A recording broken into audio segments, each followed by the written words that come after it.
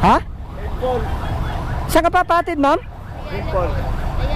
Ayala Mall sa may Meralco Avenue? Ah. Eto mo. 30th. Eto. Sige ma'am, sakay po. Okay, okay na ma'am. Late ka na ba ma'am? Malapit na. Malapit na? Anong oras ba time in mo? 10 o'clock? Alas 10 po. Alas 10? Ah, abot yan. Magkano binabayad mo ma'am hanggang doon? Ano lang ako kuya, commute lang talaga ako. Eh bakit nagmotor kayo ngayon ma'am? Kasi ano kuya, kailangan maaga pasok. Ah, May customer kasi na maaga.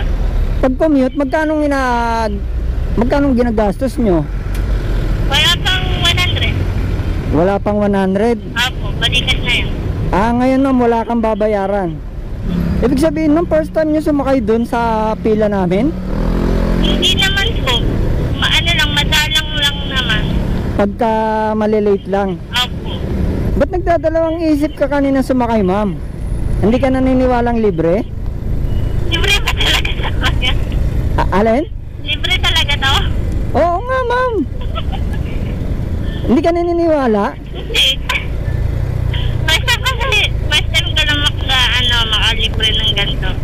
Ah, first time mo makalibre. Oo. Ah, kaya nahirapan ka maniwala ang libre lang. Oo. Kasi nag-iisip din ako kanina kung magko-commute, kung magmomotor, mag-aabal. Ah, nagdadalawang isip ka? Oo. Kasi nga traffic. Libre lang talaga to kuya. Oo nga ma'am, pagka siningil kita, itulpo mo si Nas Venture. Kasi pagka ako yung naabutan mo ron, walang bayad. Ano yun? Ikaw lang talaga nag-offer kuya? Ah, ako lang ma'am eh. Sabi na nga may iniisip ko baka plagat si kuya. Ano ba trabaho mo doon? Ano? Salon?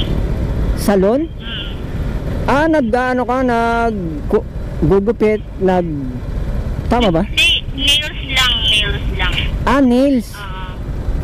Madami ba yung kuko ko? May Ma'am. mahal doon. Mahal? Mm-mm. Ma'am, ano na lang pala, nagbago na isip ko ma'am, hindi na libre. Ala. Ano na ma'am, ang bayad manicure tsaka pedicure.